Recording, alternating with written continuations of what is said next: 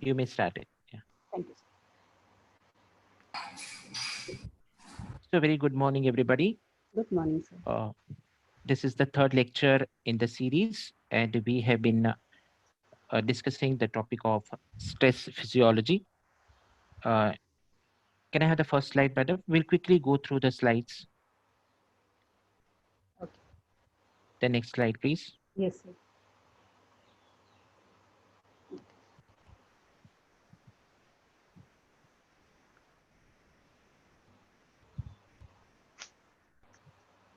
This one, sir? We first defined what a stress is, and we identified the two types of stresses, biotic and abiotic.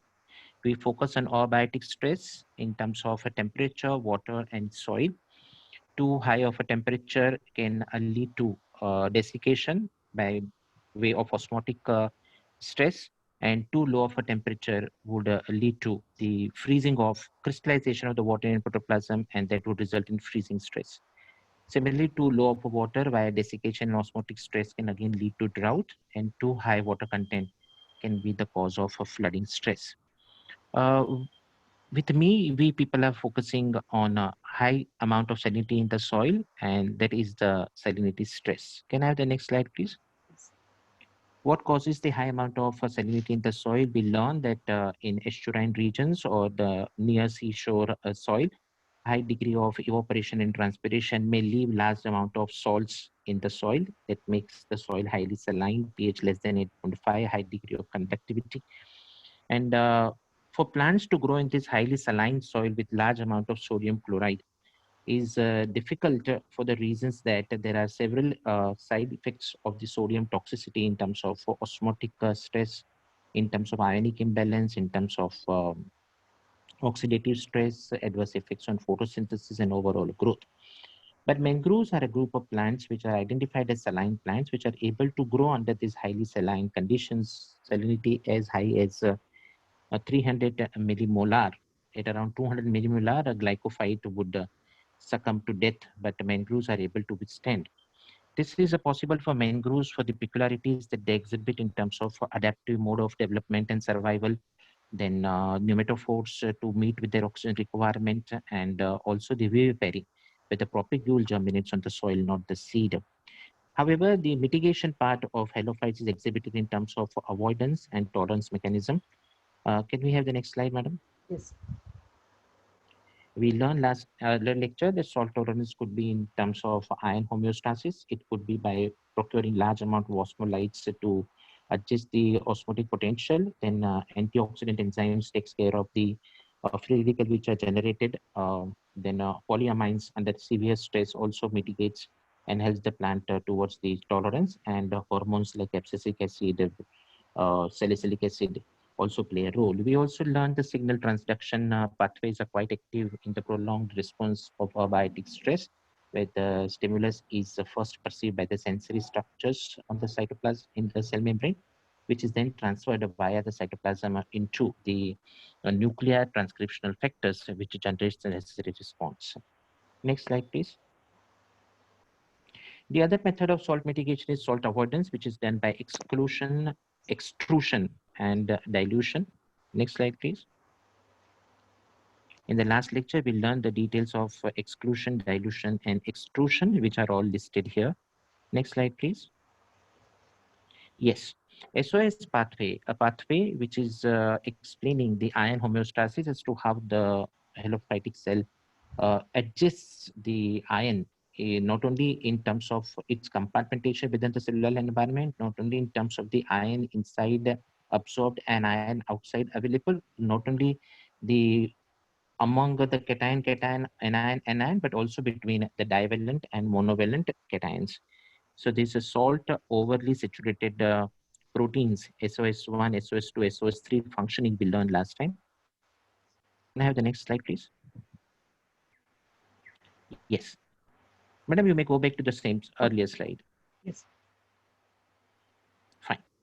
So, well, students, if you remember, in the last lecture, we said that the next lecture we will dedicate to two important aspects called sodium potassium ATPases and proton pumps. I am not discussing these two under any separate heading of salt tolerance or salt avoidance. We'll make a general discussion, and at the end, we will conclude what we have to. Sodium, potassium, ATPases. If I remove the word sodium, potassium, then the word ATPases with the suffix ase in plural s as well makes sense to you. You will answer me by saying that you are talking about an enzyme. You are talking about an enzyme that is associated with the energy currency of the cell, ATP. And to put it in a whole definition, ATPases are the group of enzymes which not only participate in synthesis of ATP, but hydrolysis of ATP as well. These enzymes, as you know, are the non-cytosolic membrane-bound conjugate allosteric enzymes. The active sites of it has to be blocked by protons so that the allosteric sites open, which are then offered to inorganic phosphate. Now here, when I say sodium, potassium, ATPases, your attention goes towards the argument that maybe this ATPases is associated with sodium and potassium. Yes. We are talking about it in halophytes. Yes. Halophytes want to detoxify sodium. Yes. So is it anyway related to the rejection of sodium and for the ionic balance to remain undisturbed, acceptance of potassium? If that was the thought that occurred in your mind without me pointing it out, then good. But after me pointing out also, that's the concept we are going to focus on. Sodium potassium ATPases, also known as sodium potassium pump, also known as just sodium pump, or also known as preferential potassium absorption mechanism. Multiple names are there. In the course of further discussion, it will justify the names. I repeat again, sodium potassium ATPases, also known as sodium potassium pump, also referred to as a sodium pump, and also described as a method of preferential potassium absorption mechanism, is a transmembrane ATPases that was first discovered in 1957. Where is it localized? As I said, it's a transmembrane protein. It's a cell membrane bound protein, so it is localized in the cell membrane. That's a plasma membrane. Not only that, it is localized even in a nuclear membrane. It is localized even in tonoplast, wall of the vacuole, and all other living membranes of the system. But towards the cytosolic side, that means the cell membrane portion facing towards the cytosol, cytoplasm, it is where this enzyme complex is localized. What does it help in? It helps in osmotic equilibrium and membrane potential maintenance. Primarily, sodium potassium ATPases functions towards pumping out of sodium. We'll call it as efflux of sodium. Against the pumping in of potassium, we'll call it as influx of potassium. ATPase at a given time pumps out 3 sodium, efflux of 3 sodium, and takes in 2 potassium, influx of 2 potassium for every 1 single ATP consumed or 1 ATP undergoing hydrolysis. Energy involving efflux and influx of ion. Therefore, I will classify it as active transport. I'll describe it as 3:2:1 mechanism where 3 sodium are effluxed to potassium are influx, and this is achieved at the cost of hydrolysis of energy utilization of 1 ATP. Before I go further, let me make it very clear. Sodium potassium ATPases primarily is a characteristic of animal cell membranes. And in plant groups, except for halophytes, these sodium potassium ATPases are not much on records.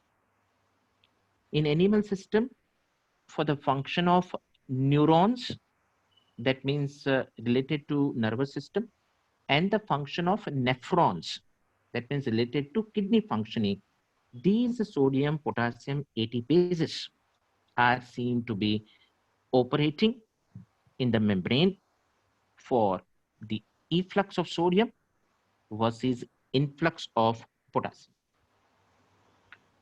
Rain and Epistone in 1960 first demonstrated that in halophytic plants there can be absorption and concentration of potassium ions within the tissue in much excess of concentration than the surrounding medium. This means the plant tissue is showing preferential selection of potassium ions in spite of presence of a high concentration of sodium in the medium. Saline soils are hypersaline soils, hyper in terms of hypersalt soils. The sodium potassium ATPase operates in halophytes to maintain the osmotic potential. At the same time, it also helps in uptake of potassium in spite of high degree of salinity. This justifies the alternate name that I used earlier, preferential potassium absorption mechanism. If you remember, I also described it as a sodium pump for the simple reason that detoxification of sodium is achieved by the halophytic plant by cleverly using the sodium potassium ATPases to throw out the sodium. So primarily it is pumping out of a sodium. So you call it as a sodium potassium ATPases, you call it as a sodium potassium pump, you call it as a sodium pump, or you describe it as preferential potassium absorption mechanism. It is an active mechanism leading to efflux of sodium to influx of potassium, maintaining ionic equilibrium of the cell and not allowing the resting membrane potential of the cell getting disturbed. Let us talk something about the structural peculiarity of this pump, and then I shall share with you a diagram.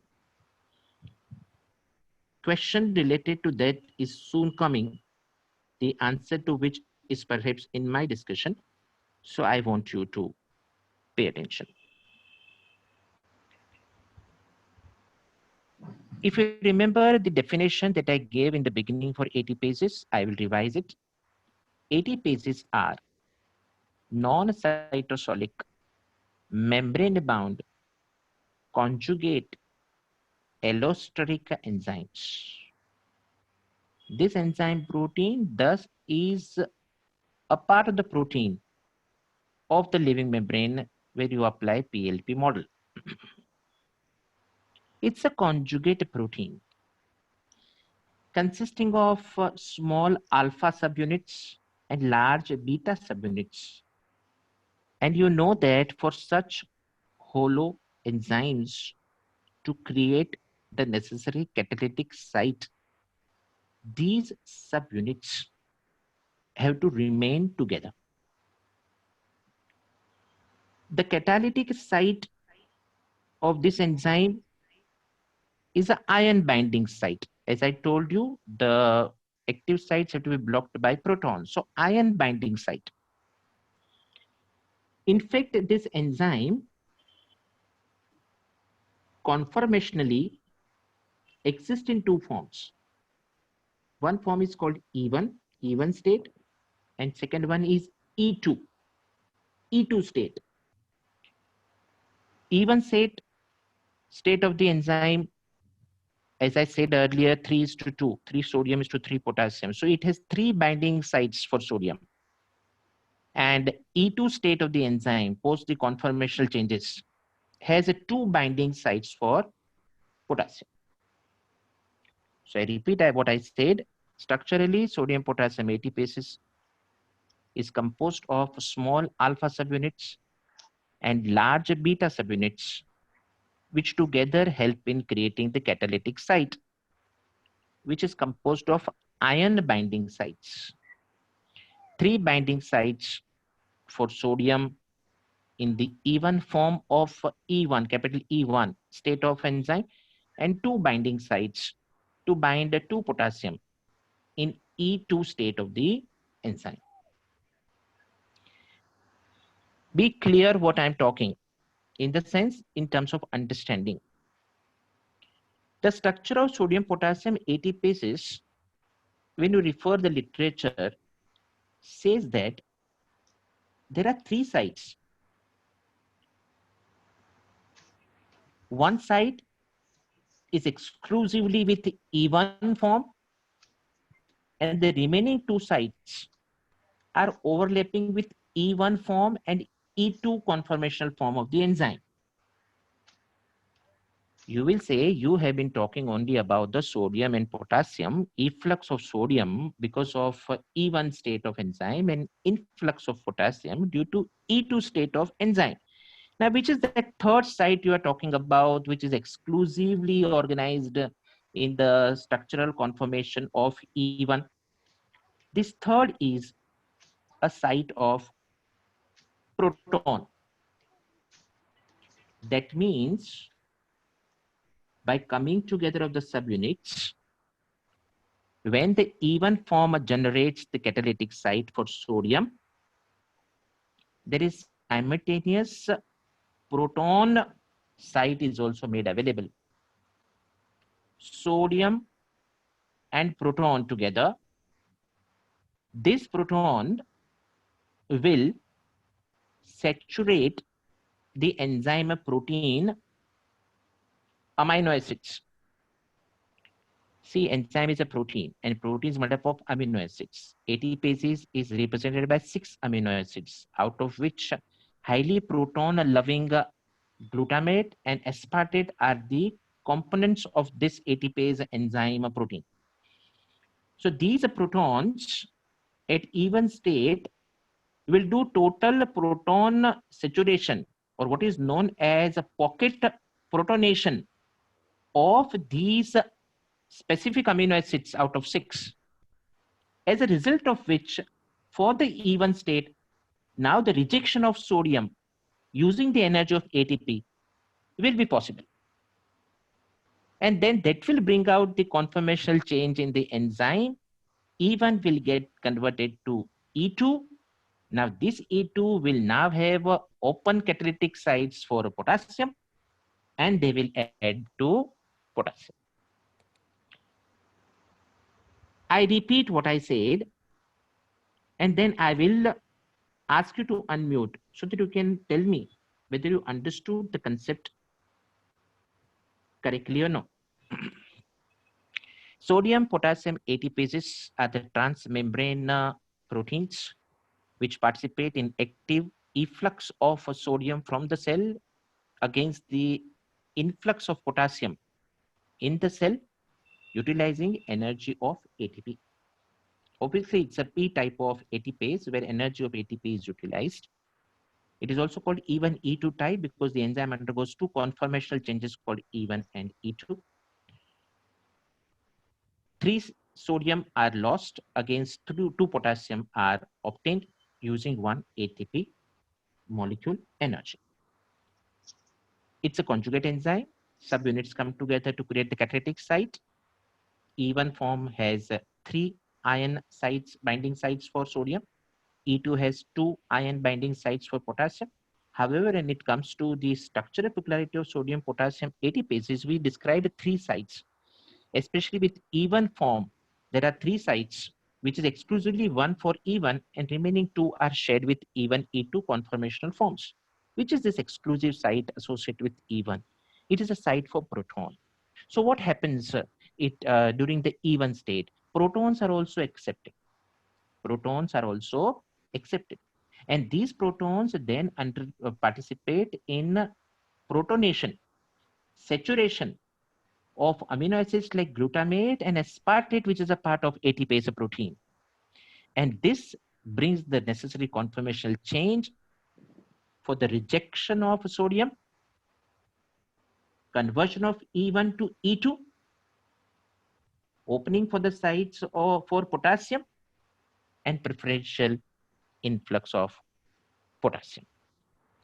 Dear students, can you all just unmute yourself and let me know that the argument that I am trying to put across in terms of proton, in terms of subunits, in terms of active sites, in terms of proton saturation of amino acids of ATPase protein, in terms of even E2 configurational change, are you able to understand? Could you please unmute yourself, students? Are you able to comprehend what I'm talking? Yes. Are you trying to put together the arguments in place? Yes, sir. Yes. Only Pankaj is saying, what about remaining? Are you guys able to understand? Yes, sir. Yes. Try and Yes, put it sir. stepwise. Yeah. Thanks. Try and put it in stepwise. We are talking about the transmembrane protein. Protein composing of different amino acids. 6 amino acids make it. I'm talking about sodium rejection and proton acceptance. However, sodium rejection is associated with the third site on E1, which carries out a proton saturation of specific amino acids so that the sodium is lost under conformational changes from E1 to E2 and the sites created for potassium.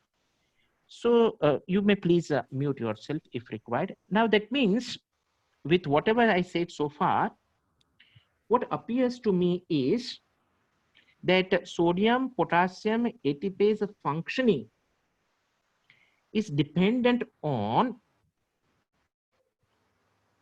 sodium, potassium, proton, and ATP.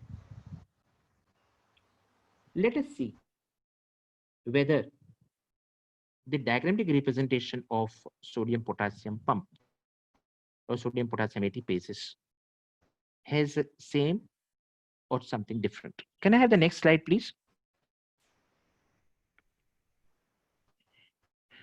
Veena madam or Gauri, can I have the next slide, please?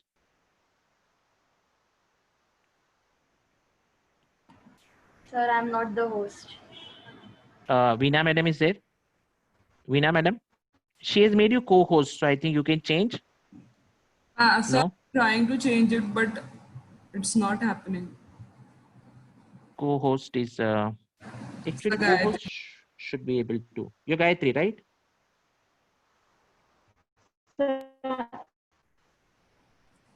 Veena madam, can we have the next slide?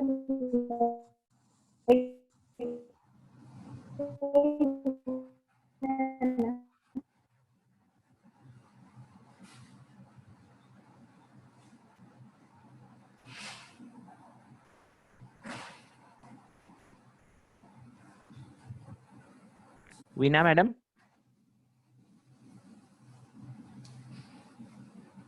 Sir, I think there's some internet issue.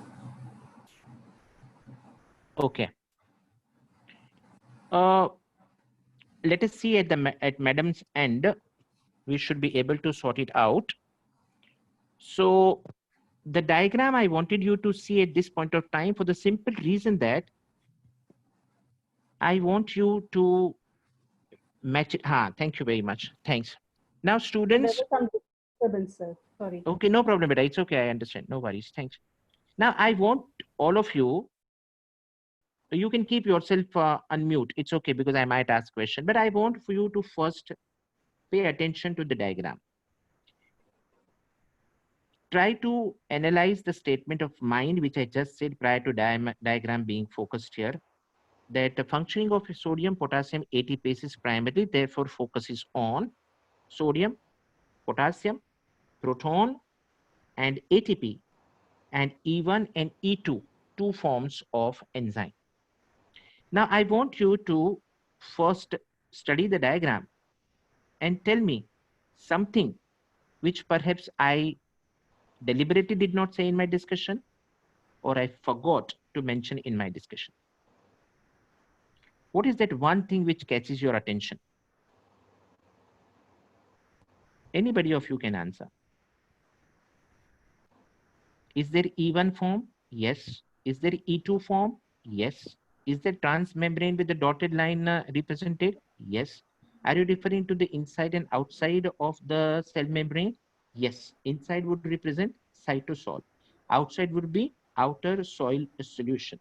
Are we talking about hydrolysis of ATP to control one cycle? Yes. Are you talking about sodium? Yes.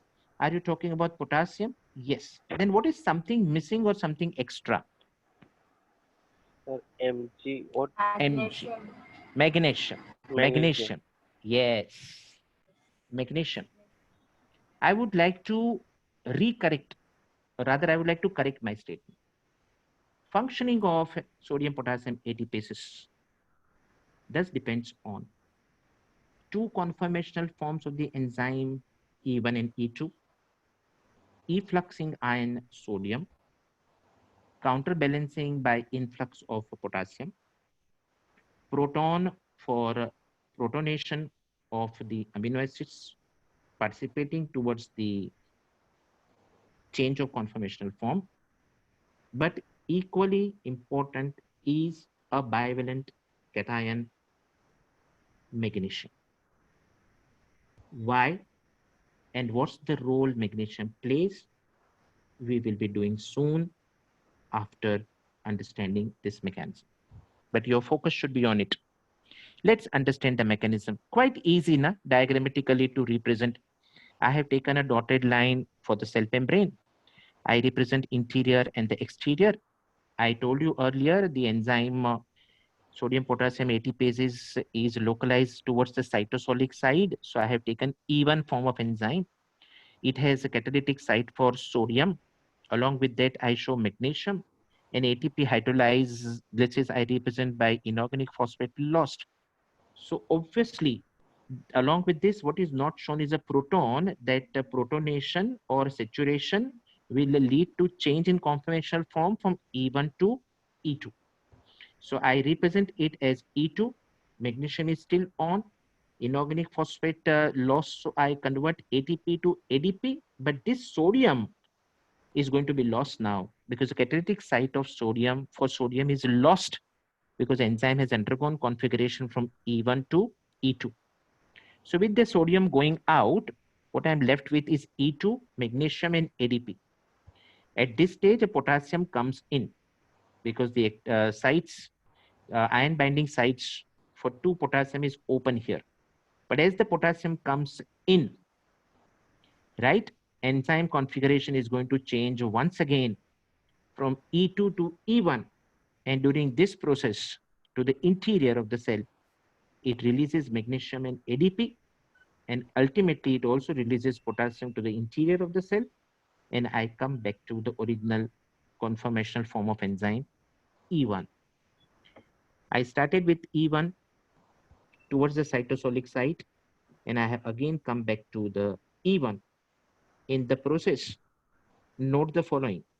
Number 1, hydrolysis of ATP has occurred. Number 2, sodium has been transported out. Number 3, potassium and magnesium both have been transported in. Can I have the next slide, please? Yes. This explains you the whole process of sodium potassium ATPase functioning, bringing in of potassium versus throwing out of sodium. Have you understood this mechanism? Have you understood the mechanism? Yes, sir. How do you start with? You start with a membrane. You justify the exterior and interior of the membrane.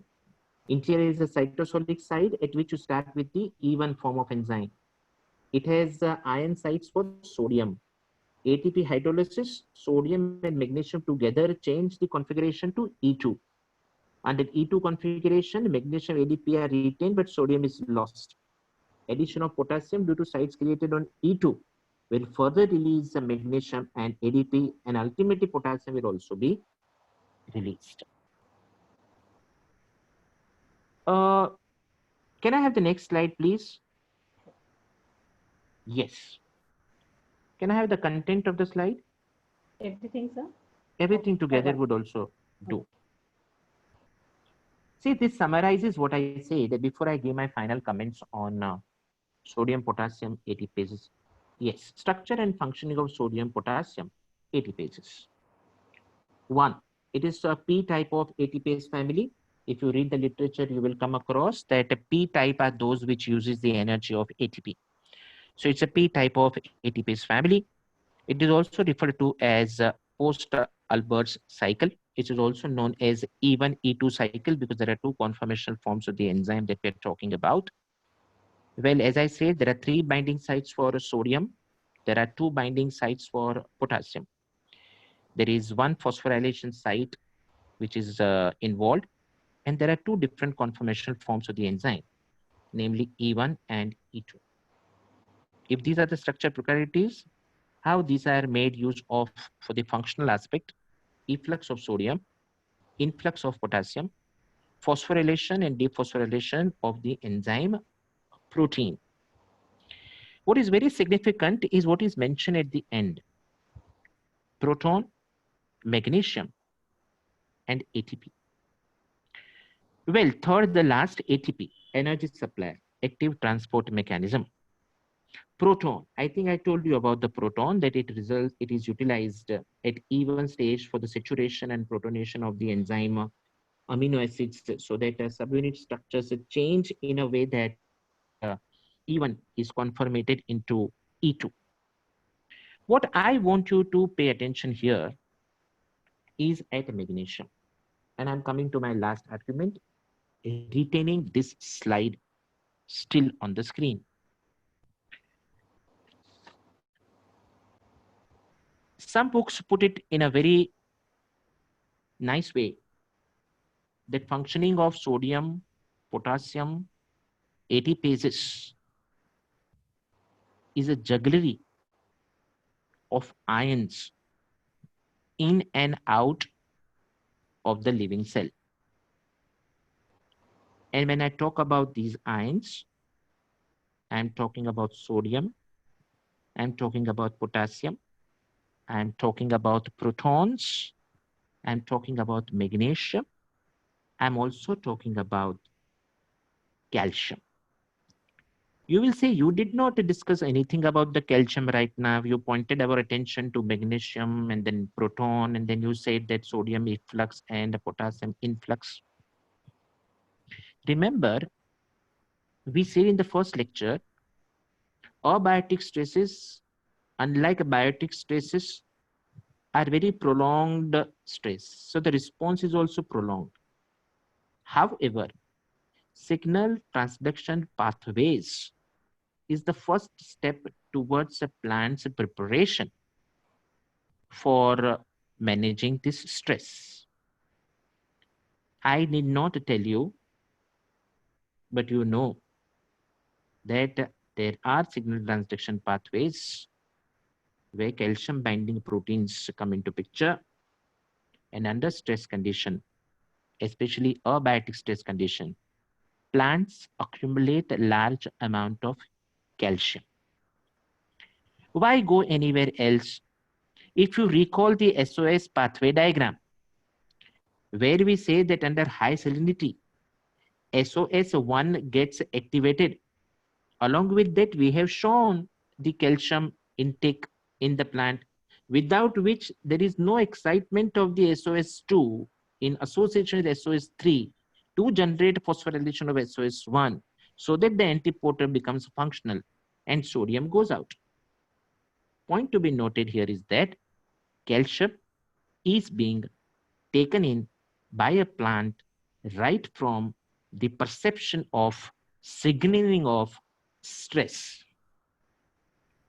To counterbalance that calcium, to counterbalance that overflow of calcium, magnesium is also transferred in, because plant has to maintain a balance between monovalent cations versus divalent cations.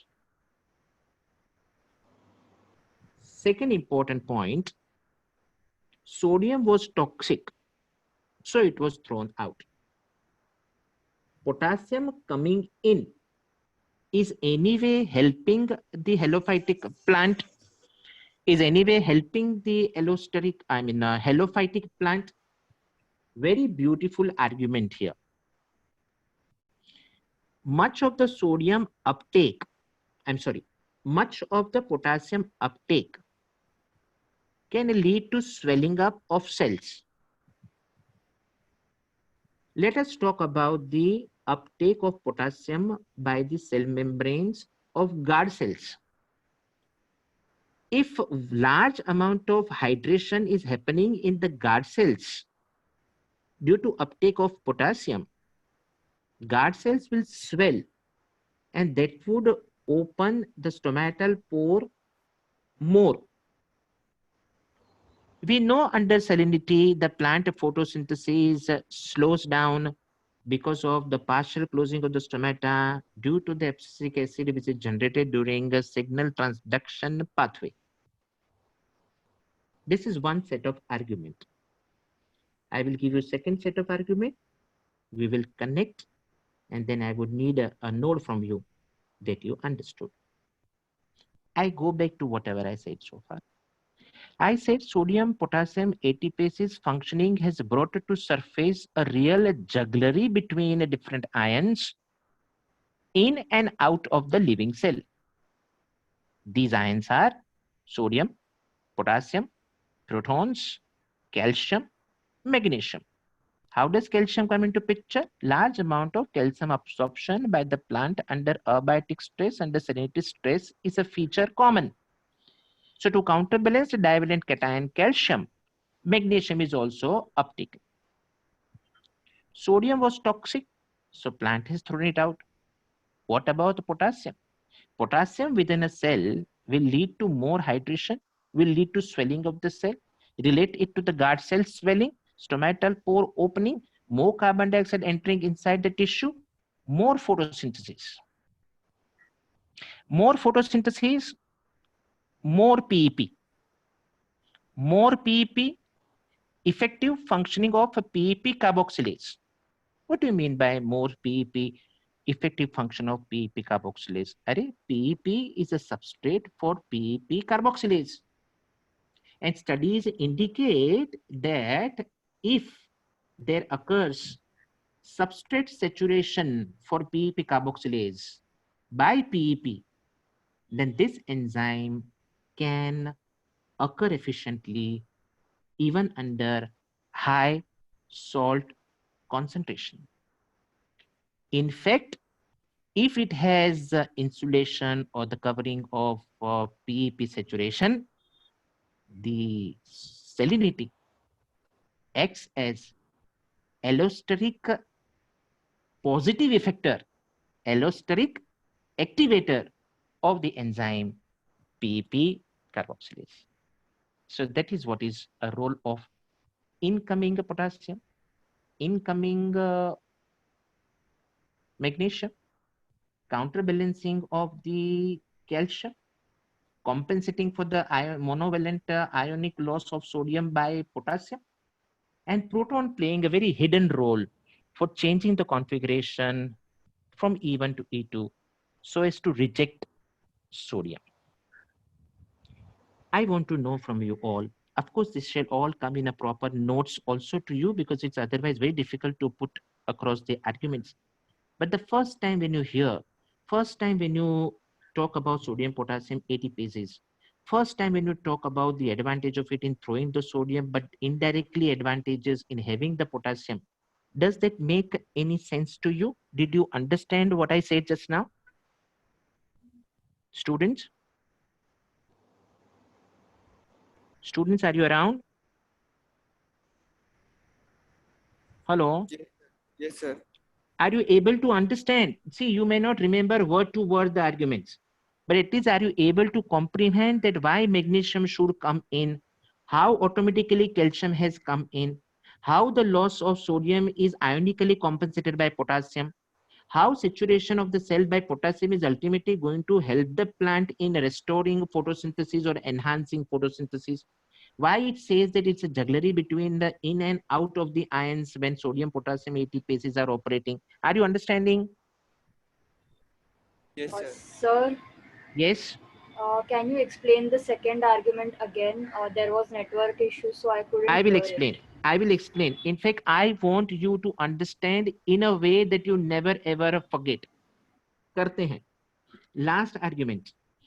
I said essential requirement for sodium potassium ATPases is what is seen on the surface: ATP, sodium and potassium, magnesium, and of course the proton, the role of which I justified earlier.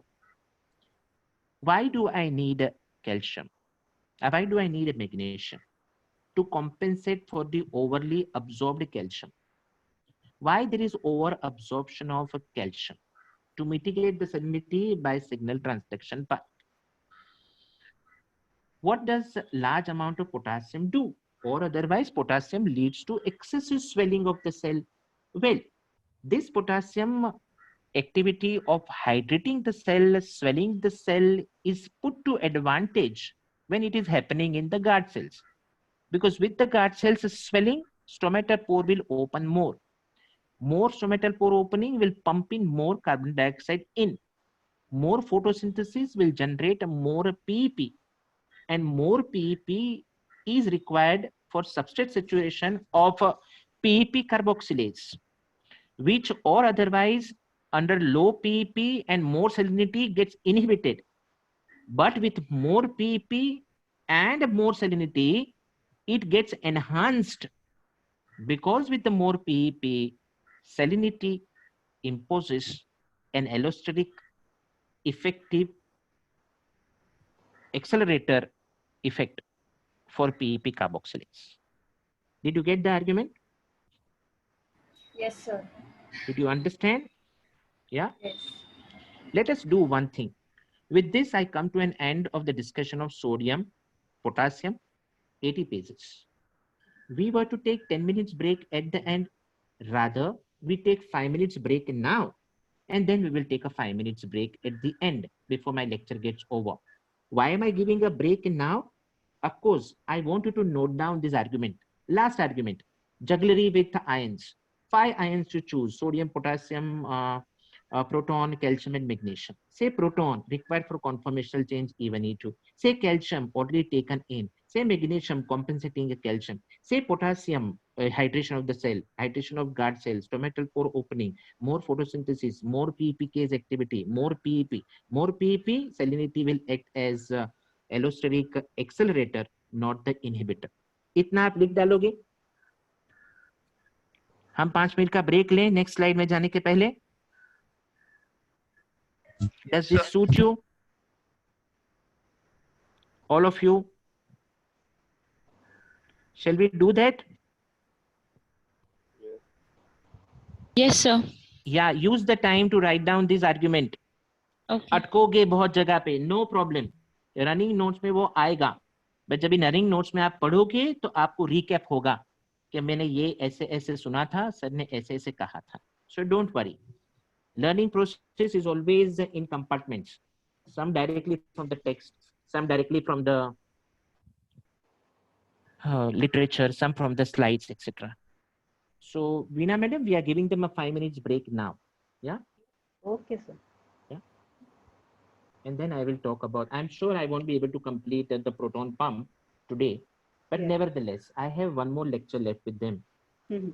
So that should put me in a comfortable position. Probably, yeah.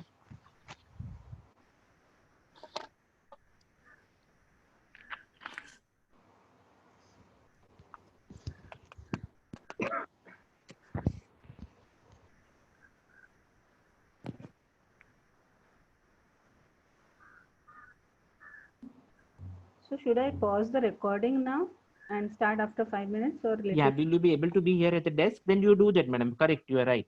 Why have those 5 minutes in between? Correct. I'll pause and then again resume. ठीक है ma'am, वैसा कर. Let us go ahead. We may not be able to complete as planned, but nevertheless, we do have one more lecture for us. The second aspect of today's lecture, if you remember, after sodium potassium ATPases, I said I shall discuss with you proton pumps. So Veena madam, can we have the next slide, please? Yes. Oh, so complicated and so much to remember. Where to start from and where to end. घड़ी जैसा लगता है, but exactly घड़ी के जैसे ही याद रख सकते हैं. अभी नहीं देखेंगे ये डायग्राम को. Post 10 minutes when our lecture is about to come halfway through or say 1/4. तो आज ये डायग्राम को स्टडी करके फिर बाकी का डिस्कशन नेक्स्ट टाइम करें. See the title, proton pump. I'm talking about pump mechanism. I'm talking about the pumping of a proton. Without much of the discussion, if I have to say, I would say it's a active transport mechanism of a proton pumping. Let us learn and understand the concept.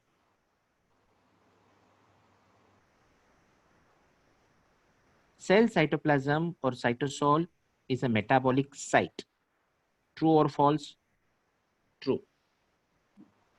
Metabolic reactions involve many oxidation, reduction reactions. True or false? True. Many of the oxidation reactions under impaired functioning generate free protons. True or false? True. Protein complexes that move out these protons generated during oxidation reaction in the cell across the membrane using the energy of ATP constitute proton pumps. I told you in science, everything has a definition. And it's always best for us to start anything with definition. That gives you a guideline as to how to move further in terms of explanation of structure, explanation of function, other characteristics. I put it in words again. Cell cytosol or cell cytoplasm is a metabolic site. Obviously, metabolism is attributed by a variety of oxidation reduction reactions. Under normal functioning of ETAs also, you know that the cytochromes do not carry protons, and separate the protons are being channelized. Same way, under impaired functioning due to salinity also, the proton generation happens. These protons are very selectively, in an organized fashion, taken out of the cell using energy of ATP by certain protein complexes. These protein complexes taking care of the proton, taking them out using energy of ATP, are proton pumps. Obviously, it's an active transport. Now, wait a minute. Protons given out by the proton pumps will constantly render on the surface of the cell membrane exterior. Is this anyways advantageous to the cell? Yes, it is. How? How this higher proton gradient concentration, gradient word से डर लगता तो concentration. How this higher proton gradient rendering on the cell membrane structure helps the cell? You have studied in the lower class the chemiosmosis theory for ATP synthesis. If you go back to literature and refer the books, even a diagram for chemiosmosis or chemiosmotic pathway for ATP synthesis in living cells, you come across a diagram which shows you a cell membrane exteriorly loaded with protons. High amount of proton gradient is maintained on the exterior of the cell membrane to assist the functioning of membrane-bound conjugate allosteric enzymes called ATPases, the active sites of which should be first blocked by protons so that the conformational change of the subunit rearrangement generates allosteric sites, which are then offered to inorganic phosphate, leading to classical function of ATPases towards the synthesis of ATP. I repeat what I said. ATPases are the membrane-bound and non-cytosolic conjugate allosteric enzymes, the active sites of which requires the blocking by protons to generate the allosteric sites. And therefore, the living cell, plant cell, having a higher rendering of proton on the membrane makes it easy for that proton to be utilized by the membrane-bound ATPases for its functioning. So am I trying to say that here the proton pump is functioning towards rendering the higher proton concentration on the surface of the membrane? Yes. But is it not going to alter the pH of the cell cytoplasm? And we can't ignore one more fact here is that plant cells also have vacuoles, and vacuoles also have their own cell sap. And remember, if you're talking about the halophytes very conveniently use these vacuoles as a compartmentalized sites for the storage of many a times sodium and many a times metabolites for the future use. How is this maintained? Are there any similar proton pumps situated even in the tonoplast wall of the vacuole? Yes, they are. Will they help in maintaining the proton concentration of the cytoplasm? Yes. How? But whatever they are throwing out of the vacuolar cell sap will come into the cytosolic fluid, and from cytosolic fluid, if the proton pumps are giving them out again, how do I have the adjustments between the innermost environment of a vacuole to the outer environment of a cytoplasm, and then the proton gradient maintained of this interior with the outside proton gradient? Proton pumps of tonoplast work in direction opposite. Rather than pumping out the proton in cytosol, they pump in the protons into the vacuolar cell sap. These are primary active proteins. Proton pumps are primary active proteins, and therefore they participate in primary active transport system coupled with ATP hydrolysis, and therefore they also get classified like sodium potassium ATPases as P type of enzymes.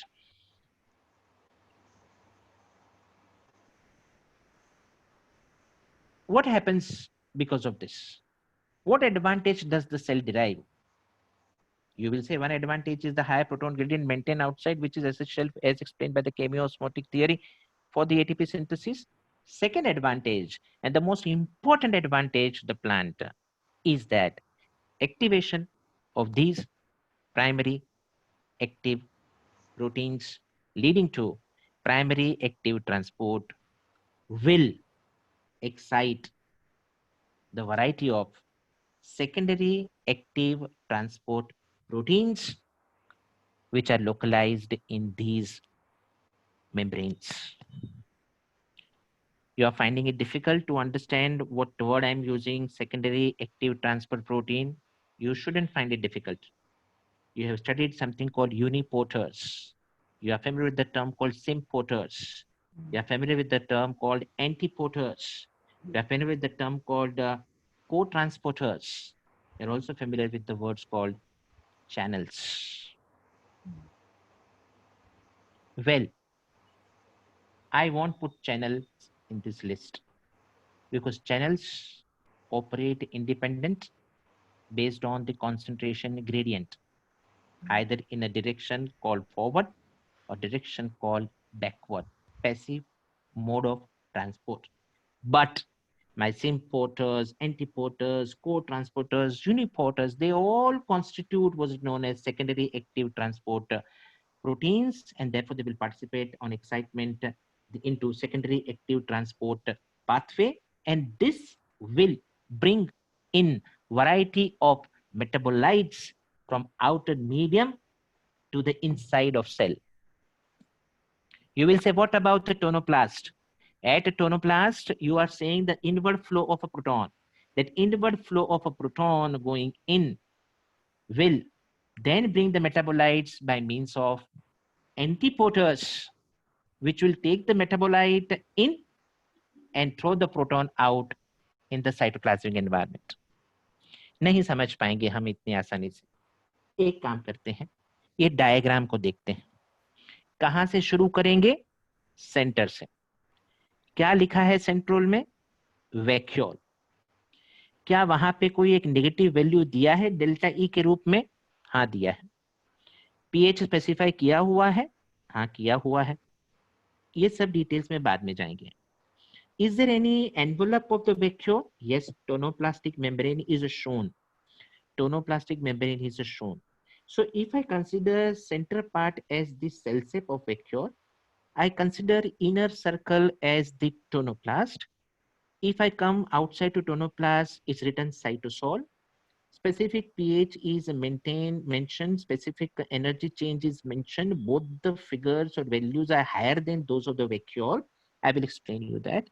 And when I come to the outermost membrane, this is my cell membrane. And outside to cell membrane is the exterior.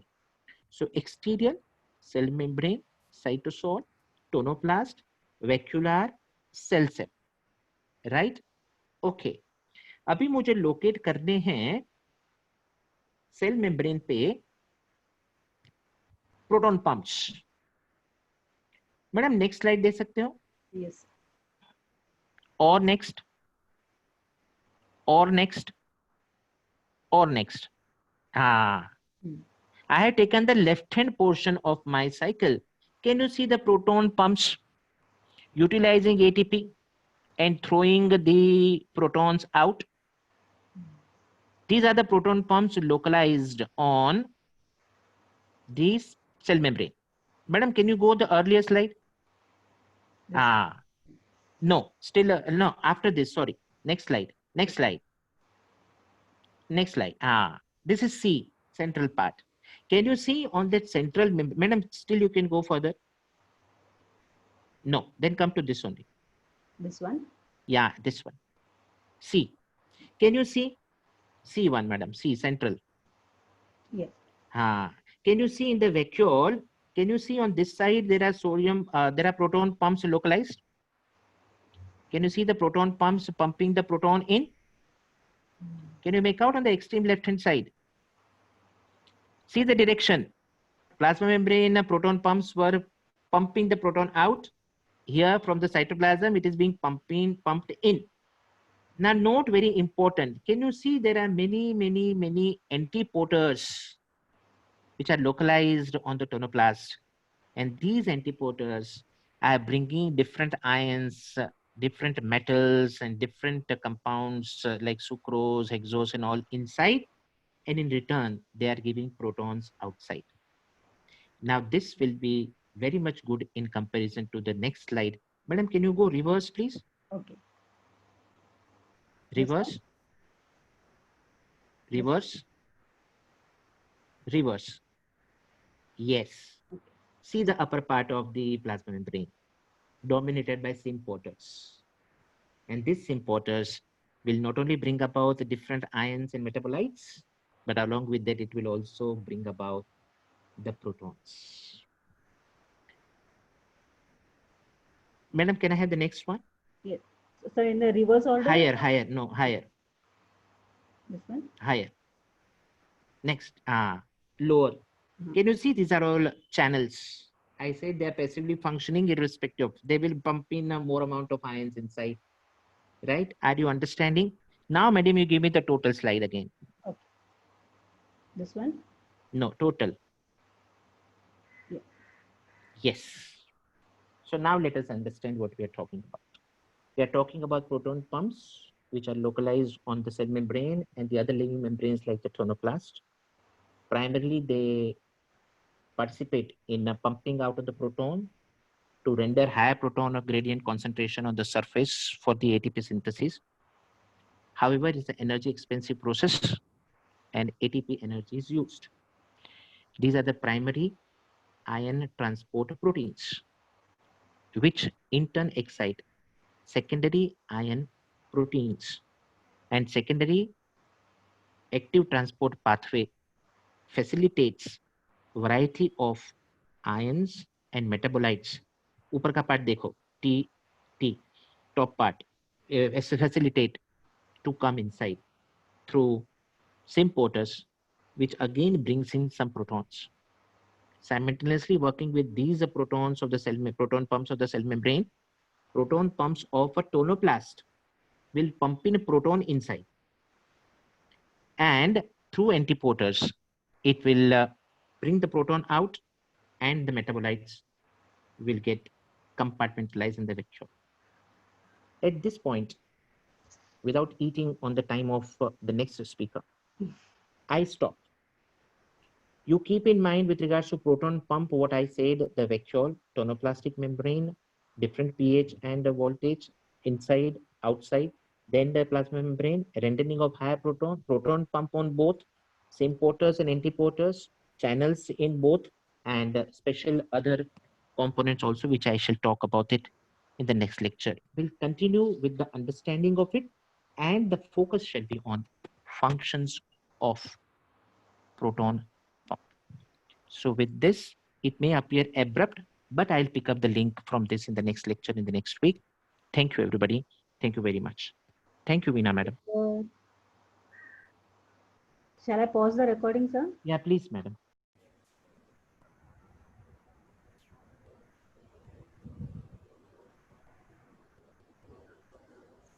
Hello, students. Hello. I want to. Hello. Yes. I'll start with this video first. Let's first watch this. Okay. Tell me if you can hear the sound also. Okay. DNA replication is the process by which a duplicate copy of the genetic material Audible. It's audible, right? Okay. is made before a cell divides. The steps in replication are highly conserved in all organisms. There are a few details that differ between bacteria and eukaryotes, but we focus on bacterial replication in this animation for simplicity. The process of DNA replication is broadly described as having three phases: initiation, elongation, and termination. Let's begin by considering the initiation phase.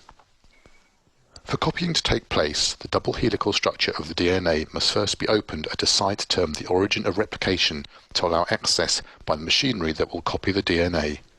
This opening is regulated by a series of initiation regulatory proteins not shown here.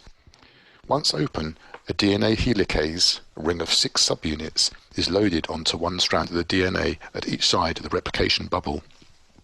This establishes 2 replication forks that will move away from each other as replication proceeds. The synthesis of DNA is catalyzed by an enzyme called DNA polymerase. However, DNA polymerases cannot start a new strand from scratch. Instead, they can only elongate an existing polymer of DNA or RNA. Consequently, a primer sequence needs to be made from which DNA polymerase can continue its synthesis. Primers are made by an enzyme called primase. Once access to the single strands of the DNA has been obtained, the primase is loaded onto the DNA. The primase synthesizes a small stretch of RNA by copying the sequence of nucleotides on the template strand. A DNA polymerase will later elongate this small RNA stretch. The next steps allow loading of the DNA polymerases onto the DNA to copy the entire chromosome. The first component that is loaded is the sliding clamp, a ring-shaped structure that binds at the 3' end of the newly made RNA primer. To get onto DNA and encircle it, the clamp is loaded by a clamp loader complex. The 5-protein clamp loader complex binds to the sliding clamp, and binding of ATP allows opening of the sliding clamp ring. The opened ring then encircles the template primer junction at the 3' end of the primer. Interaction with the 3' end of the DNA stimulates ATP hydrolysis, and the clamp loader dissociates from the DNA to be replaced by the replicative DNA polymerase. The 3' end of the primer is positioned in the polymerase active site to allow addition of nucleotides to this end. During elongation, the replication bubble gets bigger as the helicases move apart, establishing 2 replication forks that move in opposite directions.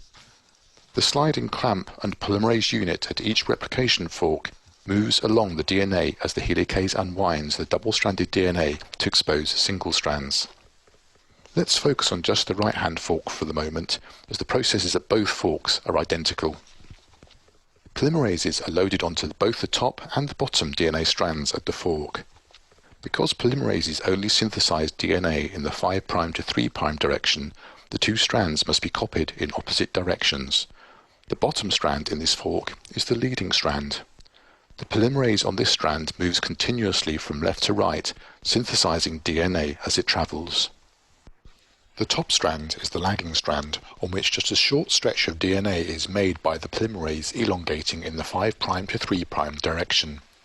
After synthesizing this short stretch of DNA, the polymerase then dissociates and a new polymerase binds at the fork to elongate the next RNA primer. So priming and elongation are happening repeatedly on the lagging strand as the replication fork moves along the DNA. Synthesis is discontinuous. The short stretches of DNA that are made on the lagging strand are called Okazaki fragments after their discoverer. During the course of replication, these fragments are stitched together. When the lagging strand polymerase runs up against a previously made Okazaki fragment while in the process of synthesizing DNA, the replicative DNA polymerase 3 is replaced by DNA polymerase 1, which has 5' to 3' exonuclease activity. This exonuclease then degrades the RNA primer in front of it, synthesizing DNA as it goes. Once the RNA primer is removed, the 2 sections of DNA are joined by DNA ligase. Now the lagging strand has been elongated by 1 more Okazaki fragment. While this view of the replication fork is easiest to understand, in reality the leading and lagging polymerases are coupled and move in concert with the helicase. This coupling requires 1 DNA strand to be looped around so that the lagging polymerase can synthesize DNA in the 5' to 3' direction while moving with the fork. We explore this coupling in more detail in a separate animation. Much less is known about the details of the termination of DNA replication. Once the entire chromosome is copied, the 2 replication forks meet each other and are dismantled. The ends of the new DNA strands are then joined, again by DNA ligase. The 2 daughter DNA molecules now consist of 1 parent strand of DNA shown in grey and 1 newly made strand shown in green. Thus, DNA replication is termed semi-conservative.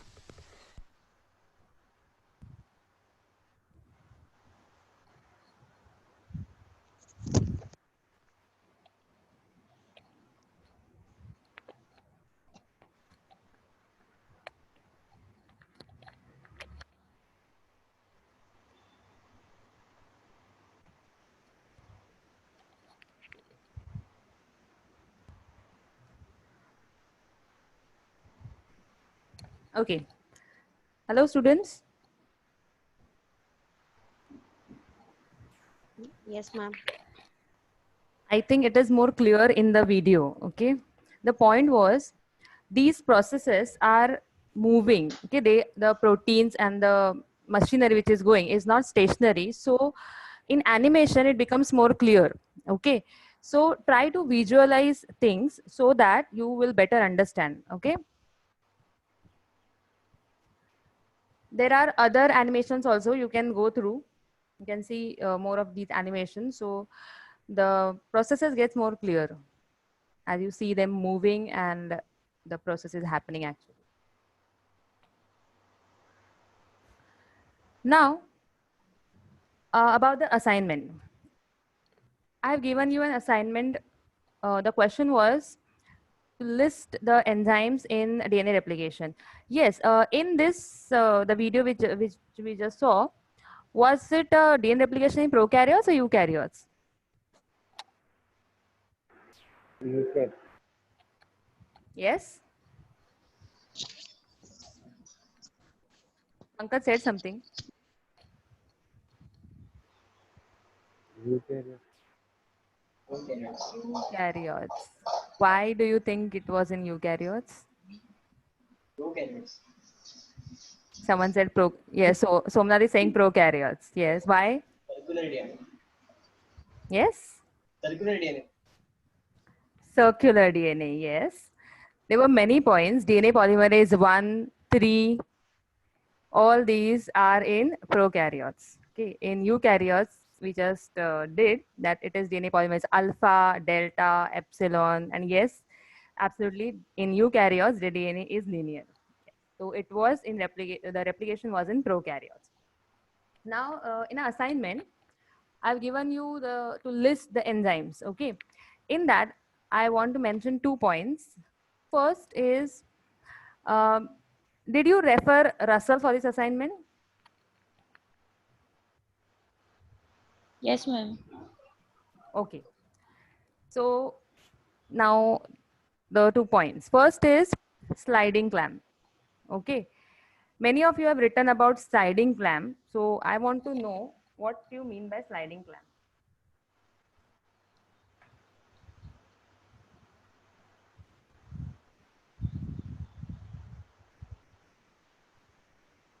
Yes. You have read it, right?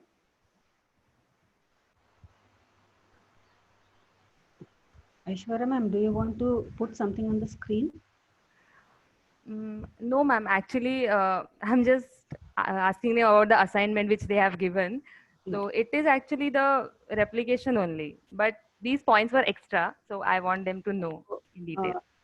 If you have to, if you can put up this replication slide, then I can continue recording, or if it is just going to be the verbal, then I'll stop recording. It is going to be verbal because I don't have that slide. Okay, so I'll stop recording then. Okay, okay. Yeah. Yeah, I started. Okay, students. So let's start with the second unit, that is DNA transcription. This is the second unit. I've told you the structure of the paper. Third is RNA processing, and fourth is the translation. Now, these 3 units are related because they deal with the concept called central dogma. Okay, so this was the slide from our introductory lecture. I hope you remember the central dogma when DNA gets converted into RNA and then RNA forms protein. So this first part, replication, is we have done. Okay, DNA replication is done. When DNA is converted into RNA, the process is called as transcription. When RNA is converted into protein, it's called translation. That is the central dogma. And this process entire can also be termed as gene expression. When the particular gene, the segment of the DNA, forms its functional product, it's called as gene expression. Now this diagram is quite simple.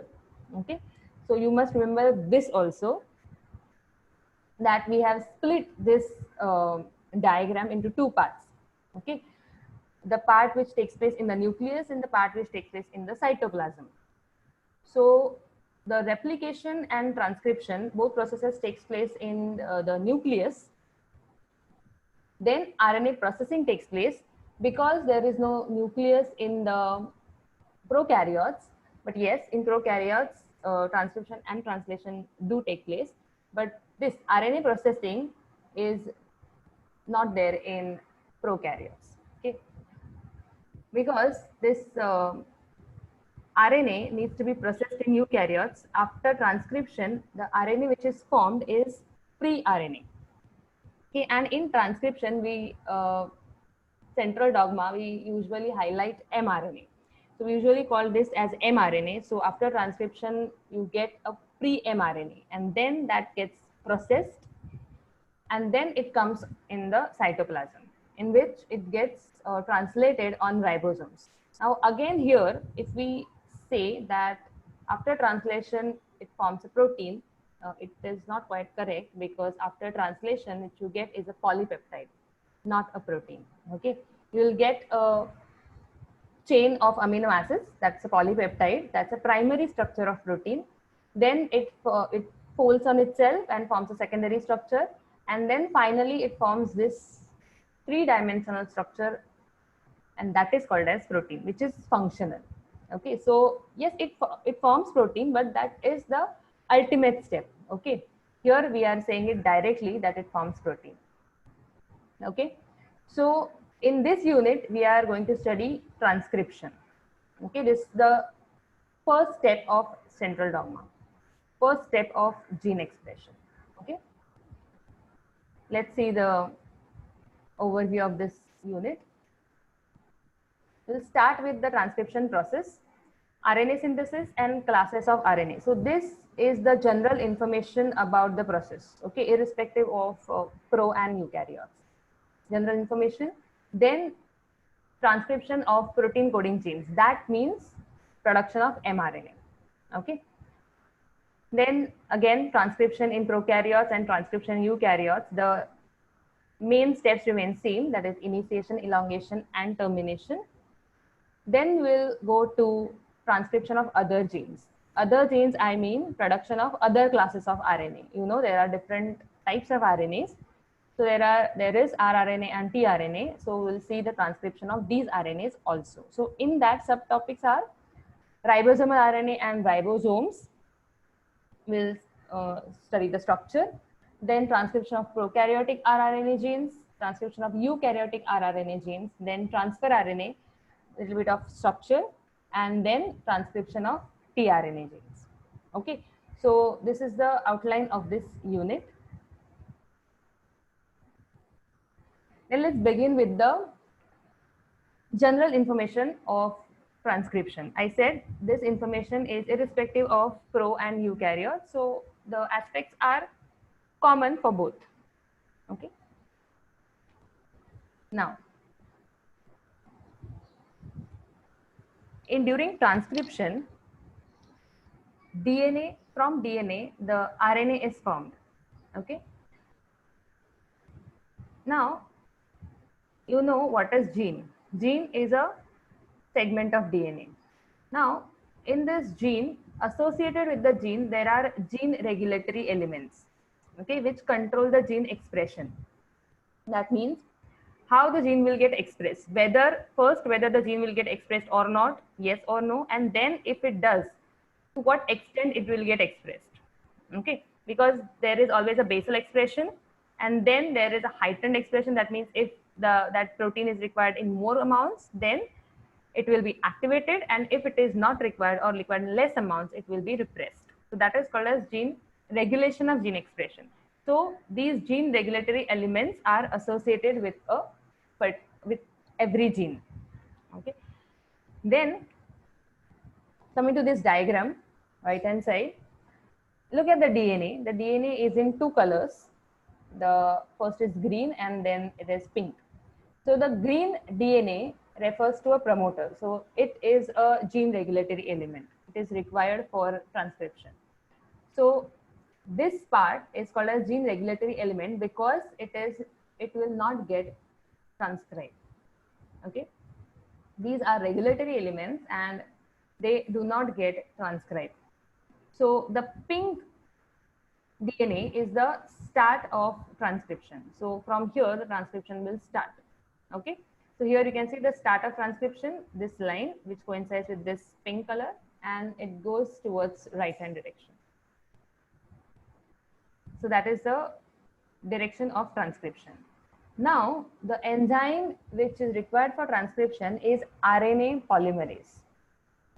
From the name, you can, the name indicates that again it's a polymerization reaction, but here the product is RNA. We already done DNA polymerase. The reaction is same. That's why the enzyme name is same. It does the polymerization reaction, and the product is different. Here, the RNA will be synthesized. Now, RNA polymerase also works in 5' to 3' direction. There are some similarities and some differences. So this is a similarity to DNA polymerase. It also works in 5' to 3' direction, same as DNA polymerase. And here we can see there are 2 DNA strands, right? But RNA is getting synthesized in only one. So when DNA opens during transcription, so that is called as transcription bubble. When transcription bubble forms, then 2 DNA strands are single-stranded, right? The strand which is used for transcription is called as template DNA strand. Okay, on which the DNA strand on which mRNA gets synthesized is called as template DNA strand, and the other strand is called as non-template DNA strand. Okay, so these 2 terms are important because see here in this, if the mRNA is getting transcribed here on this strand, that means this strand is 3' to 5' because I already said that transcription takes place in 5' to 3' direction. That means in this diagram, the lower strand is 3' to 5' and the upper strand is 5' to 3'. Okay. Now look at this diagram. So here we'll go from left to right. So from 3' to 5', let's say this is a template strand in blue. And then if you transcribe this strand, then you will get this RNA. Okay. You can see that T is replaced by U. Okay, that's a characteristic feature of RNA. And this is the other strand. Okay, that means this is a non-template strand, which is 5' to 3' direction. Now you can see, look at this sequence of RNA and non-template strand. They are same. Yes. Only the difference is U. Yes. Anyone wants to say something? Okay. Look at the sequence. RNA and non-template strand has the same sequence. The only difference is U is replaced by T. Okay. This is because the RNA as well as the non-template strand is complementary to template strand. Right? 2 DNA strands are complementary, and your RNA, mRNA, which is formed, is also complementary. So that's why RNA and non-template strand have the same sequence. Okay, hence this non-template strand is also called as coding strand. So don't get confused between the terms. It is called coding strand because it matches with the code of RNA. Okay, only difference is U and T. Okay, thymine is in DNA and uracil is in RNA. So non-template strand is also called as coding strand. And during transcription, only one of the DNA strand gets transcribed. Okay. So when DNA opens, only one of this strand gets transcribed usually. Okay. If at all both gets transcribed, they don't get transcribed usually simultaneously. But even if they do at different times, they will form a different sequence of mRNA, because here is the, suppose let's say this is a 3' to 5' and it is getting used at this moment. So there's a different situation, different case. Suppose this strand gets used. Okay, suppose this is 3' to 5' and it is getting used, then it will form a different sequence because it is in different direction. Okay, you can take any example and you can see it forms a different sequence of mRNA, and when the mRNA sequences change, ultimately the sequence of amino acid and the protein will change. Okay, So remember here that only one of the DNA strand gets transcribed at a time.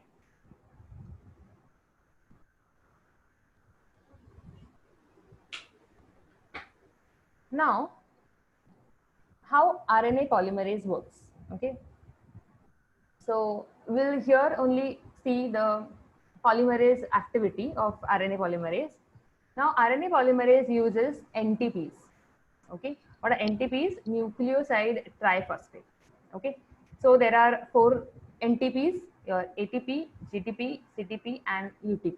Okay, ATP is adenosine triphosphate, guanosine triphosphate, cytidine triphosphate, and uridine triphosphate. Okay, now here nucleoside means your ribose sugar and the base.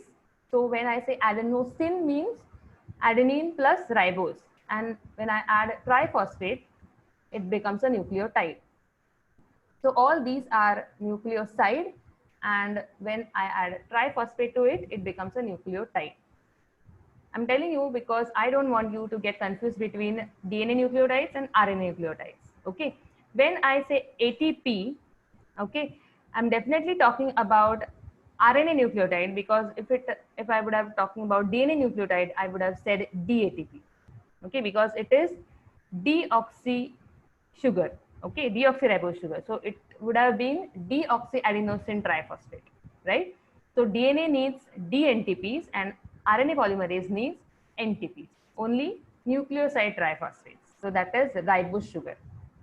Okay, this is a terminology, but this names are quite cumbersome. So we usually use it conveniently as we say only nucleotides. Now, when I say nucleotide, let's say RNA nucleotide, in RNA nucleotide, the ribose sugar is same for all nucleotides. Then phosphate is also same. What does differ?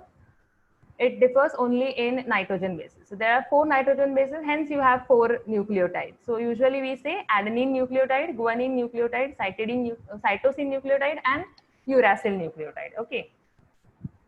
So that is the terminology we normally use.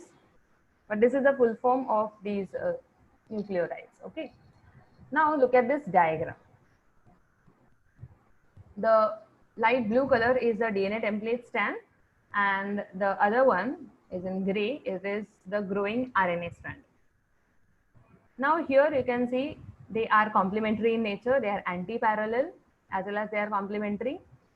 This is a DNA strand because you can see here T as well as look at the second carbon, there is only H. So that means this is a deoxyribose sugar. And look at the gray strand. There is OH, the second carbon. That means this is ribose sugar. Now, what the RNA polymerase do? RNA polymerase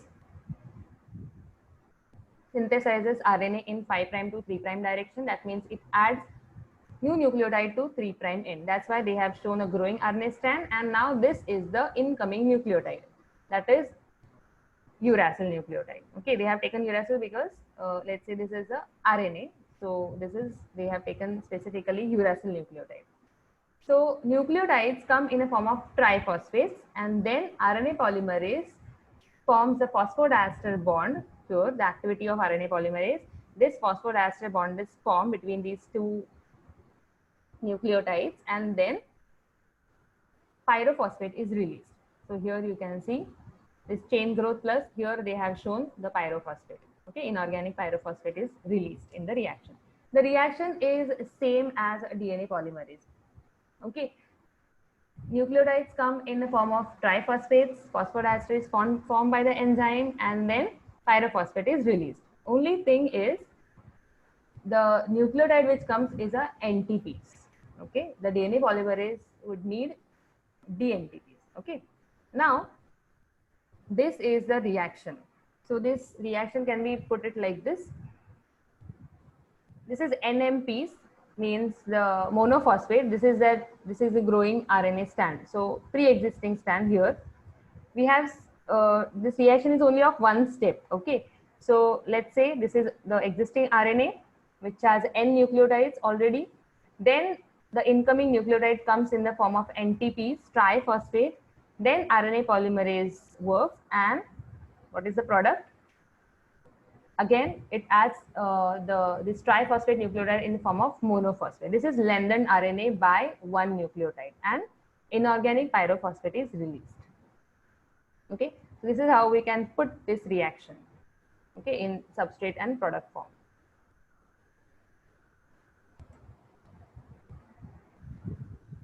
Next is classes of RNA and genes code for them. This is important because when you see central dogma, which is so imprinted in our minds, that the RNA, which is mRNA, okay, only mRNA gets highlighted in that diagram, but there are other RNAs also which are equally important. There is ribosomal RNA, there is transfer RNA, there is snRNA, there are other types of RNAs also, but let's say these are the major classes, okay. Now, DNA has genes for all of these, okay. In transcription, only mRNAs not get transcribed, all other RNAs get also transcribed. So there are genes for all these classes of RNA.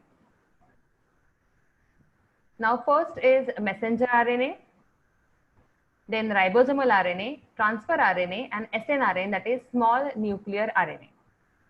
Now, mRNA, let's see the function first. What is the function of messenger RNA? As the name suggests, it is a messenger, so it carries a message. And what is that message? This message is a information for synthesis of a protein. So messenger RNA carries information for a sequence of amino acids in the form of codons. Then ribosomal RNA. Ribosomal RNA is a structural component of ribosomes. So if you see the structure of ribosome is made up of ribosomal RNA, rRNA plus ribosomal proteins. Okay, ribosomal RNA plus ribosomal protein forms a ribosome. So ribosomal RNA, that rRNA, is a structural component of ribosome. Next is transfer RNA. The name suggests transfer, so it transfers something. So what it transfers? It transfers amino acids to ribosome during translation. And last is small nuclear RNA or snRNA. It is involved in RNA processing. Okay, that we'll do in the next unit. Next is, see, mRNA, rRNA, and tRNA occur in both prokaryotes as well as eukaryotes. Obviously, snRNA will, they are not found in prokaryotes because there is no RNA processing. So snRNA are found only in eukaryotes. Then genes coding for mRNA are called as structural genes, okay, because only mRNA gets further translated into a protein ultimately. Okay, so genes for mRNA is called as protein coding genes. We usually say protein coding genes is a familiar term, okay. So protein coding genes only form mRNA. If it is other way around, mRNA genes are called as protein coding genes, okay, because mRNA only gets translated to form protein. Other types of RNAs, other types of genes for RNA like ribosomal RNA, transfer RNA, snRNA, their final product is RNA only. Okay, after transcription, the RNA which is formed, it is the final product because they further don't get translated to form protein. Okay, it is only mRNA which gets further translated, that is into protein. But all these RNA classes are important, and that's why in transcription, when you say transcription, we consider all types of RNAs, transcription of all the genes which form the RNA, mRNA, rRNA, tRNA, snRNA, and other types of RNAs also. Okay.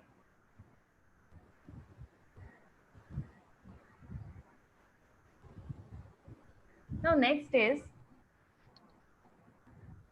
RNA polymerases.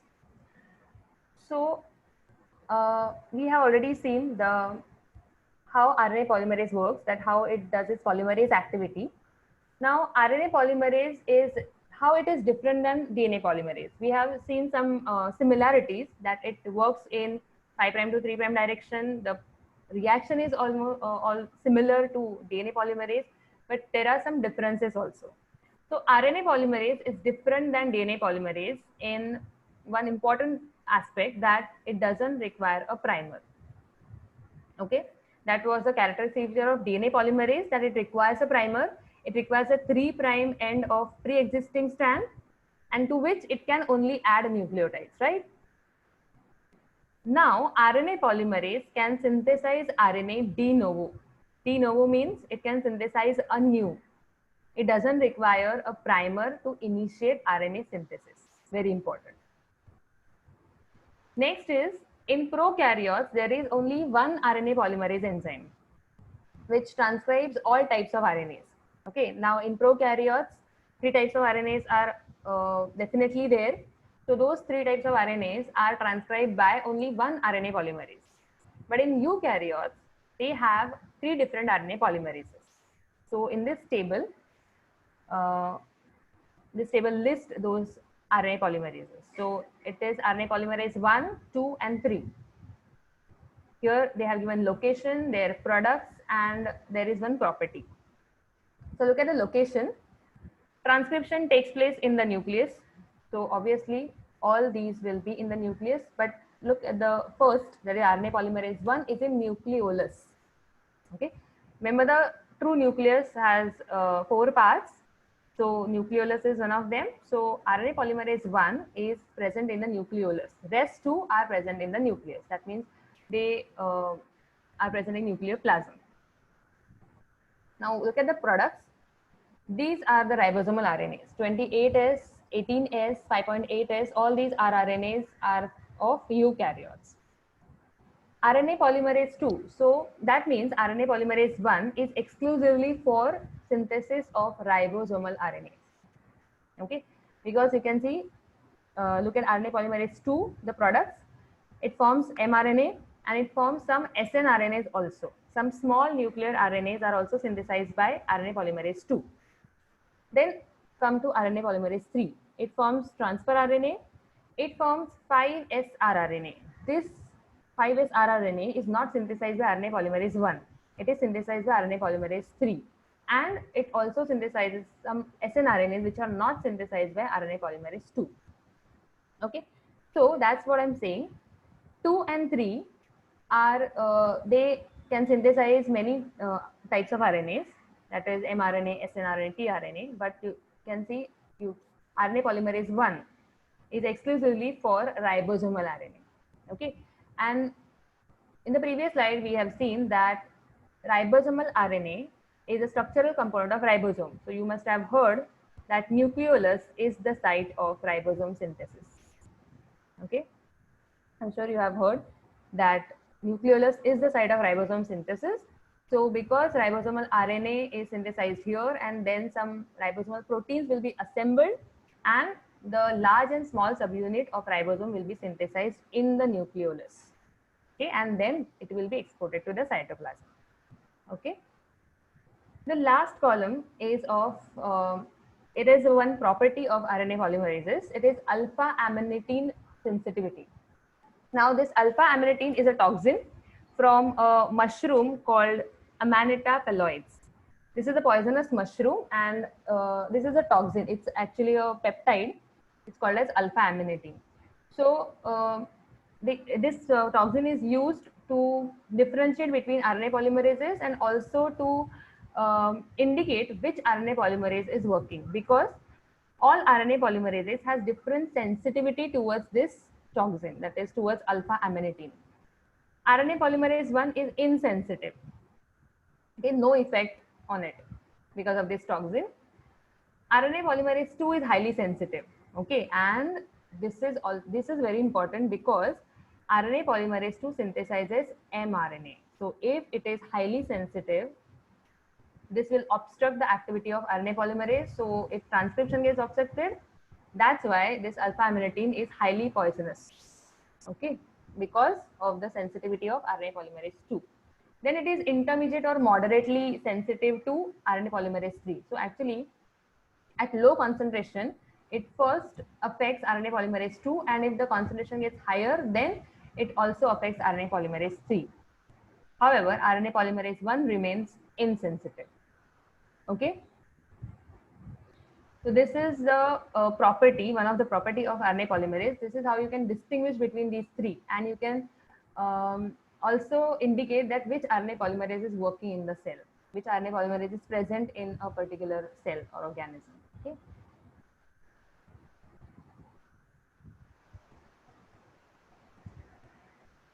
Now, this was the background, or you can say general information, in which we have not differentiated between prokaryotes and eukaryotes. We have considered both. And I think we will stop here because it's time. And as the process is starting here, the transcription in prokaryote is starting, so we better do it in one go next time.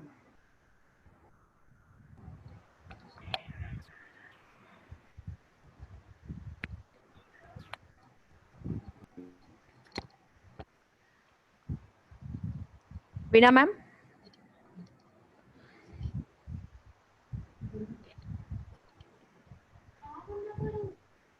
Yes, yes, yes. Hello, Veena ma'am?